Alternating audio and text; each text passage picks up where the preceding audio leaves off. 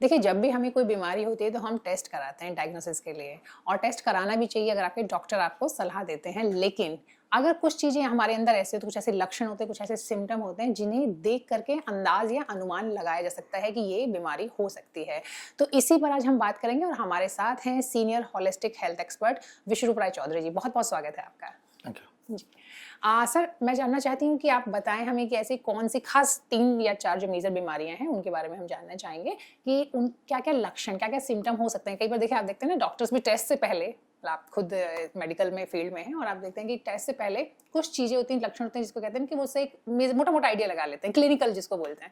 तो वैसे ही आपके अपनी कुछ आपका जो अनुभव है वो कुछ और चीज़ें भी बताता है, कुछ और भी चीज़ें उसमें जोड़ता है। तो मैं चाहती हूँ कि आप बताएँ कि क्या चीज़ें, क्या लक्षण हो सकते हैं, ख़ासकर अगर हम कैंसर की बात करें, डायबिटीज़ की बात करें या फिर ब्लड प्रेशर या किडनी से जुड़ी बीमारी, तो क्या लक्षण हो सकते हैं? तो आप किडनी से शुरू करें।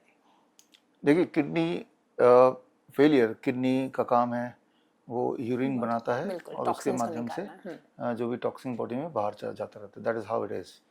तो अगर किडनी फेल होगा तो जाहिर सी बात है कि टॉक्सिन बाहर नहीं जा रहा होगा।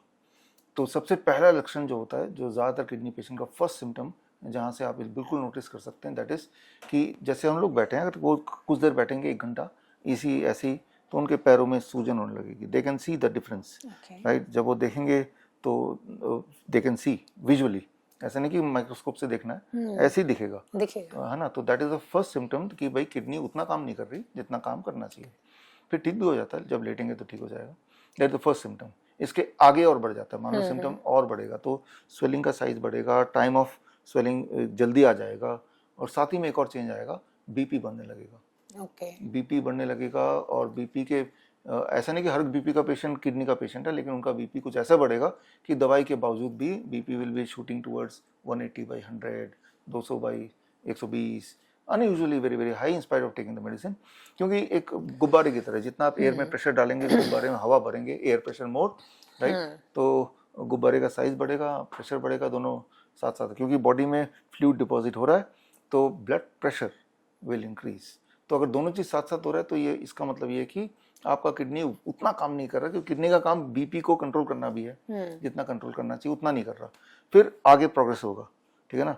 तो आगे प्रोग्रेस में साथ में वो आप नोटिस कर सकते हैं कि उनका यूरिन आउटपुट 24 घंटे का कम होने लगेगा। कितना होना चाहिए एवरेज? मान लो कम से कम आधा लीटर तो होना चाहिए 24 घंटे में। तो आप एक, जो लोग सुन रहे हैं, 1 लीटर का बॉटल रख के भाई 1 दिन के लिए मैं देखता हूँ कितना टोटल यूरिन आउटपुट है।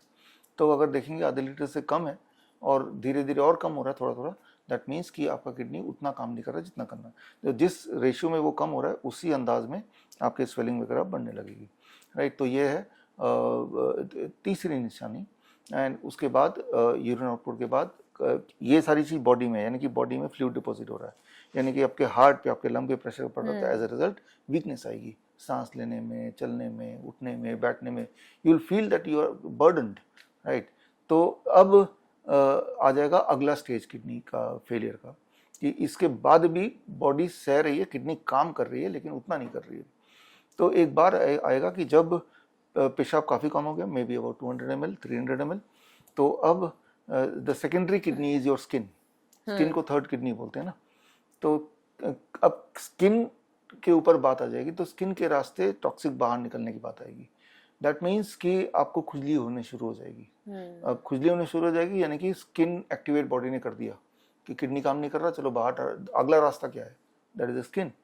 तो यानी कि ये सारी चीजें, फिर उसके बाद भी फिर भी अगर आप मतलब चलता रहा सेम लाइफस्टाइल, तो then the it is vomiting, body में फ्लूइड डिपॉजिट, कुछ भी खाएंगे तो उल्टी आने शुरू हो जाएगी।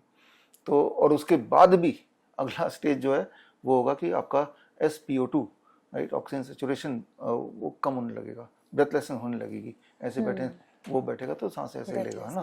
तो SpO2 60-70 ऐसे आएगा, तो दैट इज द नेक्स्ट। तो इस तरह से प्रोग्रेसिव होगा। तो लेकिन कुछ ऐसे भी हैं जो कि लक्षण से पहले भी बॉडी में बदलाव आते हैं, जो अननोटिसेबल होते हैं, वो उसके लिए आपको 2 बोतल चाहिए। एक 1 litre bottle, 2 bottle you can take. मान लो ये सारे सिम्टम नहीं है और हो सकता है आगे 1 महीने 2 महीने बाद ये सिम्टम समाव आने वाले हैं, तो आज कैसे बॉडी को क्या कैसे पता चले, उसका भी एक तरीका सिंपल है। टेक 2 बॉटल्स, बॉटल 1 में लिख दो डे बॉटल, बॉटल 2 में लिख दिए मिडनाइट बॉटल। आप तय कीजिए पूरे दिन भर में जब भी पेशाब होगा तो डे बॉटल, दिन या रात में। सोने के बाद आधी रात को तो अक्सर लोग उठते ही हैं, एक बार तो ऑन एवरेज है सभी के लिए, हेल्दी से हेल्दी इंसान के लिए। तो रात को अगर पेशाब आता है रात को, तो नाइट बॉटल में ही पेशाब को इकट्ठा करना है। आप देखेंगे consistently for every healthy person, day bottle the collection will be about 3 times then the night bottle. लेकिन जो जिनकी किडनी में या फिर प्रोस्टेट में, दोनों में से कुछ भी हो सकता है, अगर उथल पुथल है, कुछ ठीक नहीं है, तो उनका उल्टा होगा, either both the bottle will be almost equal, या फिर night bottle will be more, यानी कि उनका कई बार जाना पड़ेगा पेशाब में, इस तरह से कुछ गड़बड़। तो वो इंडिकेट वो करता है कि उनका जो circadian clock of the kidney और द प्रोस्टेट वो कुछ सही दिशा में नहीं है। तो ये प्री इंडिकेशन हो गया। फिर सिम्टम कैसे प्रोग्रेस करता है वो भी हो गया। तो this is how you can diagnose. कैसे पता चलेगा आप ठीक हो रहे हैं? यही वाले सिम्टम अगर कम होने लगे कि भाई अब तो मैं बैठ रहा हूँ तो स्वेलिंग नहीं आ रही है, कम आ रही है, यानी कि यूरिन आउटपुट पहले से बढ़ गया, वीकनेस पहले से कम लग रही है, ब्रेथनेस पहले से कम लग रहा है, SpO2 बढ़ गया, तो इसका ठीक उल्टा अगर होने लगे आपके साथ because of the change of lifestyle etcetera, तो समझ लीजिए कि आपका किडनी अब दोबारा से ठीक ढंग पे काम कर रहा है। It has revived yourself. Yes. तो आप ये बताइए कि ये तो आपने किडनी की बात की और काफी मतलब ऐसे मुझे लगता है कि बहुत इजी है इन लक्षणों से Easy। चेक करना, कोई भी आसानी से ऑब्जर्व कर सकता है। और ये नहीं है कि उसके बाद आप मान लें कि नहीं भाई ये हो गया, यही अल्टीमेट है। अगर आपको लगता है कि आपको और रिक्वायरमेंट है कोई और प्रॉपर टेस्ट कराना है तो आप वो भी जरूर कराएं, बट एटलीस्ट एक अलार्म कह सकते हैं इसको कि एक अलार्म है या फिर एक सिम्टम है, एक लक्षण है। इसकी चूंकि अभी हमने बात की किडनी की, तो किडनी के बाद में चाहती हूँ कि आप कोई दूसरी बीमारी जो कि आपको लगता है इसके ऐसे ही कुछ और लक्षण हो सकते हैं, सिम्टम्स। हाँ, जैसे मान लो कैंसर ले लेते हैं। आजकल आप देख भी रहे हैं कि कैंसर का जो रफ्तार है भारत में पिछले 4 साल में, इट इज़ ऑलमोस्ट डबल, है ना। जो लोग सुन रहे हैं, अगर देखें हर दूसरे घर में कैंसर आपको आमतौर पे मिल रहे हैं। बहुत कॉमन हो गया। हाँ, तो there is a cancer activity lot in the body. How to recognise that? उसके भी कुछ कंसिस्टेंट सिम्टम होते हैं across all kind of cancers, and that the first symptom is ऐसे लोगों का जो हीमोग्लोबिन लेवल ड्रास्टिकली से within a month time 4 unit गिर गया unusually, number 1। Body weight consistently गिर रहा है, 1 महीने में 5 kg वेट कम हो गया। कोई ऐसा एक्सप्लेनेशन भी नहीं हमने फास्टिंग की हो, कोई और तरीका किया हो, number 2। Number 3, it will always come with weakness, consistent weakness, हमेशा वीकनेस, लेथार्जिक की फीलिंग आने।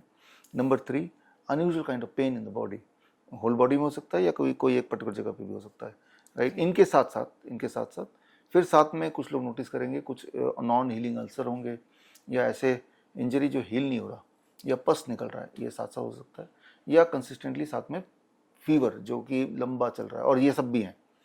तो जितने सारे मैंने 6 पॉइंट्स बताए, इनमें से कोई 3 अगर साथ हैं, एक साथ ही हैं, तो इसका मतलब सिंपल है कि बॉडी के अंदर कुछ कैंसरस एक्टिविटी शुरू हो चुकी है। हालांकि दैट डज नॉट मीन कि भाई आप वो प्रोग्रेस ही करेगा। अक्सर बॉडी के अंदर कैंसर एक्टिविटी शुरू होती है and then body fight back तो कर ही रही है, राइट, है ना।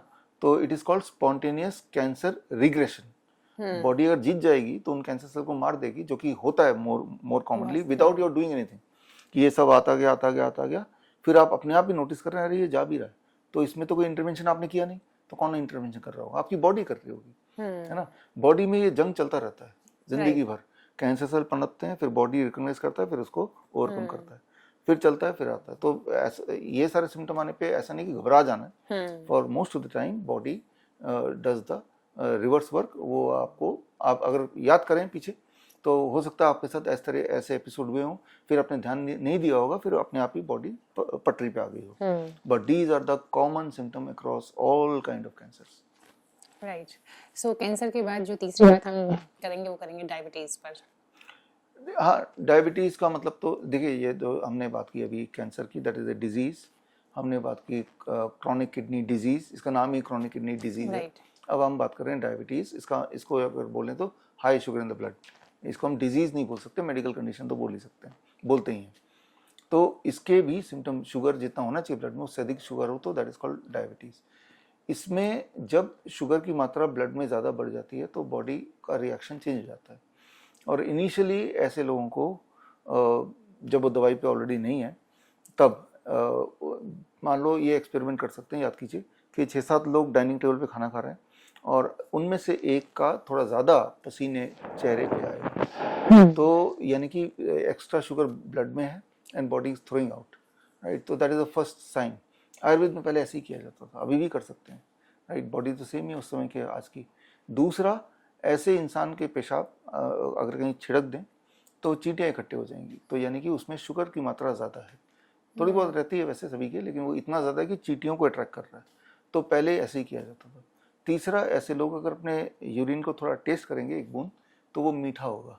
तो इसका मतलब कि बॉडी में जितना शुगर वो टॉलरेट कर सकती है उतना उससे ज़्यादा है, तो body is trying to throw it through the urine, right. तो leading to some kind of urine tract infection, right.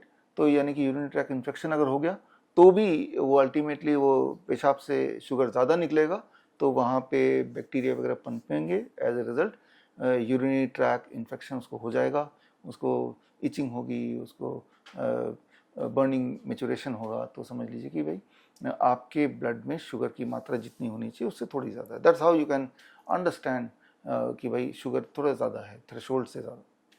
Right. कोई और बीमारी जिसके बारे में बताना चाहें, लक्षण? देखिए, हर बीमारी के कोई ना कोई बॉडी साइन देती है। जैसे मान लो कोई इन्फेक्शियस डिजीज़ है, जब भी कभी इन्फेक्शियस डिजीज़ आता है तो बॉडी रिकग्नाइज करती है उसको, और बॉडी अपना जो अलार्म है उसको स्विच ऑन कर देती है।